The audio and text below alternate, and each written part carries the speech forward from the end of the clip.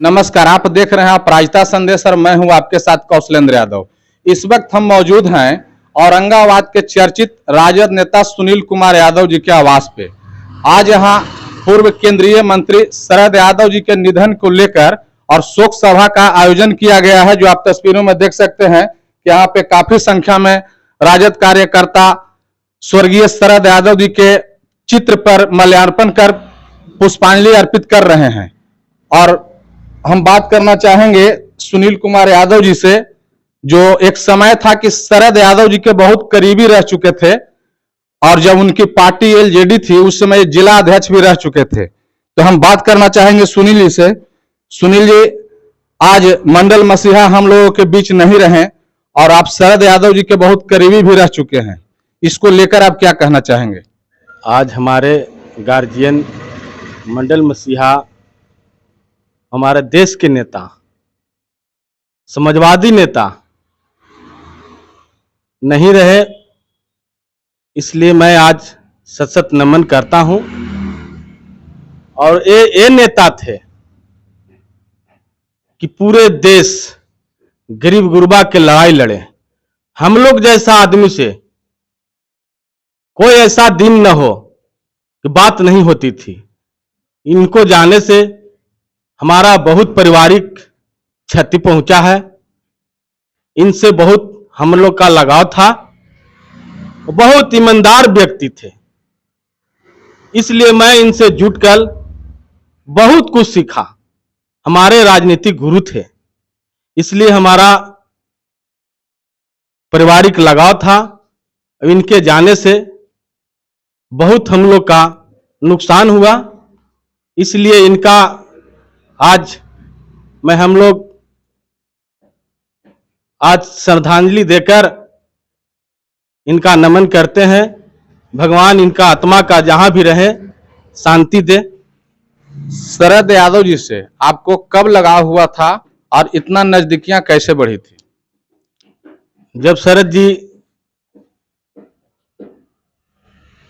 जदयू के राष्ट्रीय अध्यक्ष थे, जब तोड़कर आए महागठबंधन में, तब से मेरा लगाव था। और इनको छत्र छाया में मैंने दिल्ली सम्मेलन में गया, पटना सम्मेलन कराया। मैं औरंगाबाद के इनका जिला अध्यक्ष रहते हुए पूरे बिहार का भ्रमण किया और पूरे बिहार में संगठन को खड़ा किया। और बिहार तो बिहार, मैं झारखंड में भी दौरा में रहता था इनके साथ। इसलिए इतना लगाव है कि आज ऐसा नेता खोजने से भी नहीं मिलेंगे जो नेता थे। आज सब बाल बच्चे के लिए कर रहा है नेतागिरी, बाकी ये जो है आज बाल बच्चा के लिए कुछ भी नहीं किए हैं। इनका अपना आवास भी नहीं रहने के लिए है। आज भी आवास खाली हुआ तो अपना बेटी के आवास में रहते हैं। इसलिए बहुत ईमानदार नेता और ऐसा समाजवादी नेता, गरीबों को लड़ाई लड़ने वाला धरती पर अभी तक नहीं है। अब हम बात करना चाहेंगे औरंगाबाद सदर प्रखंड के उप प्रमुख बादशाह यादव जी से। सर, आपसे हम जानना चाहेंगे कि शरद जी के राजनीति जीवन के बारे में आप क्या कहना चाहेंगे? मंडल मसीहा, सामाजिक न्याय के पुरोधा, गरीब गुरबा पिछड़ों अल्पसंख्यकों के नेता आज हम सबों के बीच नहीं रहे। इस बात की बहुत तकलीफ है। इन्होंने जब से राजनीति शुरू किया तब से गरीब गुरबा की लड़ाई लड़ी और उस लड़ाई में अपनों को कई बार बलिदान देने का भी काम किया। इनके साथ हमारे माननीय नेता लालू प्रसाद यादव जी, नीतीश कुमार जी, रामविलास जी, इन लोगों ने मिलकर पूरे बिहार को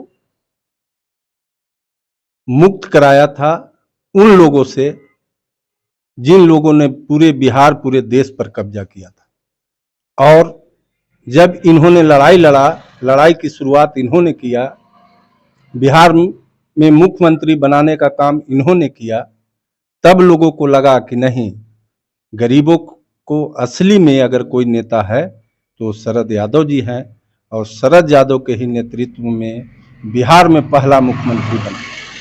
मैं इनके जाने से गरीब गुरबा, अति पिछड़ा, अल्पसंख्यक लोगों को भारी नुकसान हुआ है, जिसकी क्षतिपूर्ति अब शायद ही कोई नेता कर पाएंगे।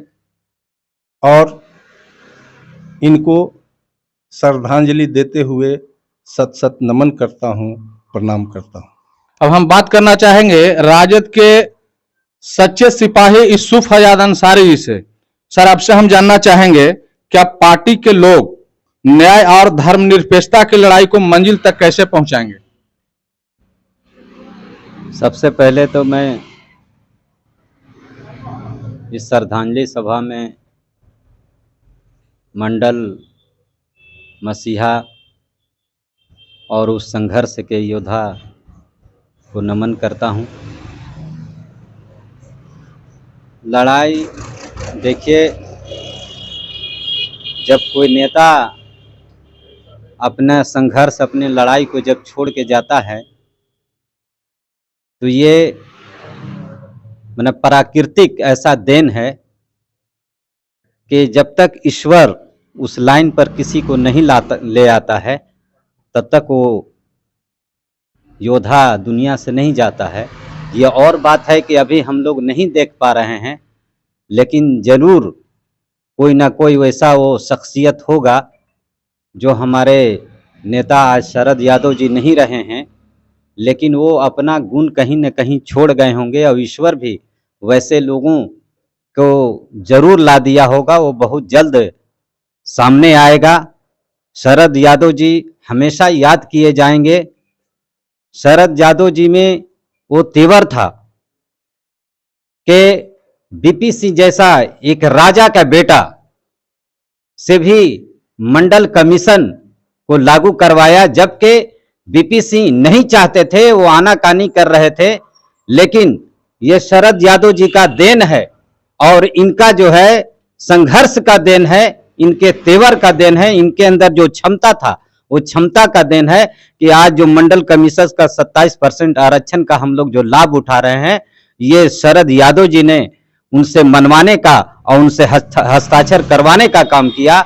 आज शरद यादव जी का ही आप कह रहे हैं ना, लालू जी मुख्यमंत्री बने, ये हमारे शरद यादव जी का ताना बाना बुना हुआ है। आज नीतीश कुमार भी आज वर्तमान में मुख्यमंत्री हैं, ये भी ताना बाना अगर बुना हुआ है तो ये हमारे माननीय शरद यादव जी का बुना हुआ है।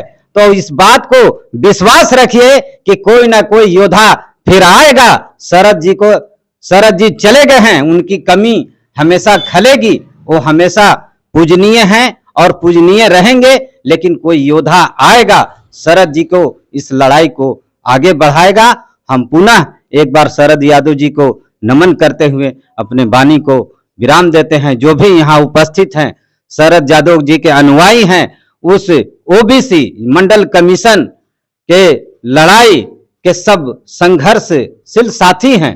ये सब उस योद्धा जो शरद यादव जी अपनी लड़ाई को छोड़ के गए हैं, संकल्प लेते हैं कि जो लड़ाई छोड़ गए हैं हम लोग उसमें अपनी भागीदारी देंगे। अब पुनः एक बार नमन और श्रद्धांजलि अपनी अर्पित करते हुए, और आपका भी धन्यवाद, अपराजिता संदेश का धन्यवाद कि आपने हम लोगों की बात को सुना और जन जन तक पहुंचाने का कार्य करेंगे, इसलिए धन्यवाद। और पुनः श्रद्धांजलि अर्पित करते हुए अपनी वाणी को विराम दें।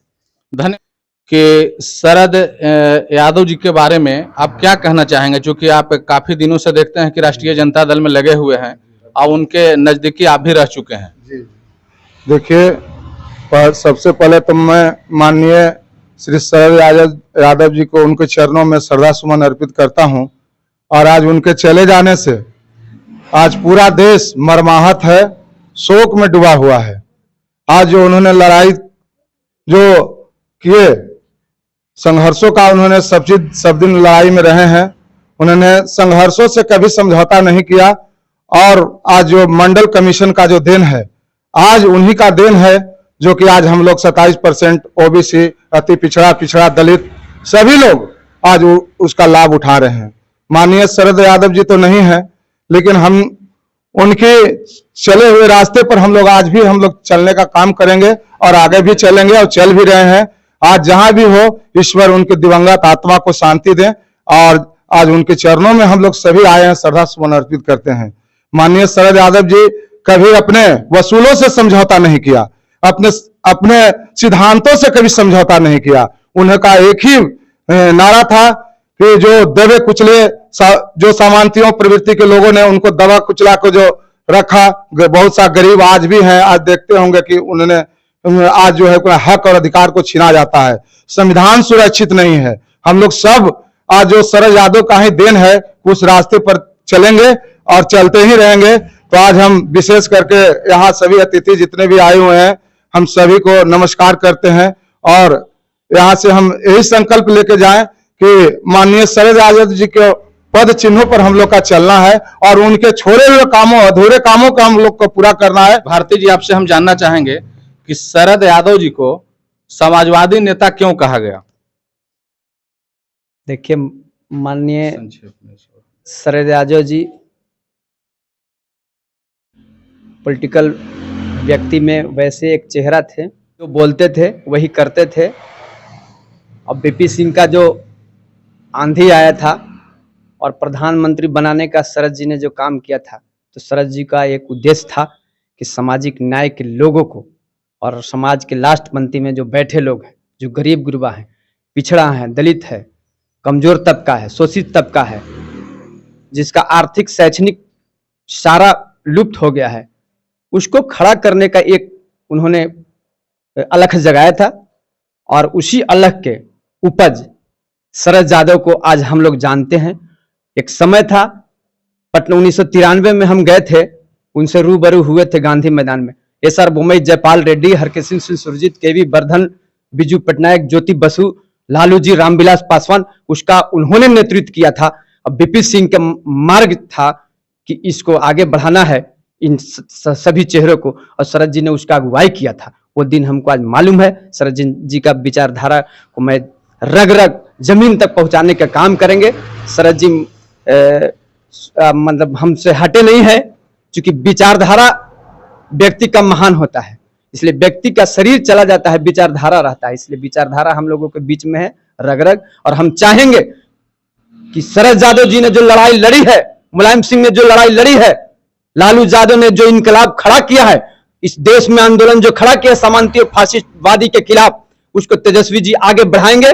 इन्हीं चंद शब्दों के साथ मैं इन महान नेता को श्रद्धांजलि सुमन अर्पित करते हुए अपनी वाणी को खत्म करता हूं। जय श्री राजद प्रखंड अध्यक्ष सुरेंद्र यादव जी भी हमारे साथ हैं। सुरेंद्र जी, इस दुख के घड़ी में शोकाकुल परिवार के लिए क्या संदेश देना चाहेंगे?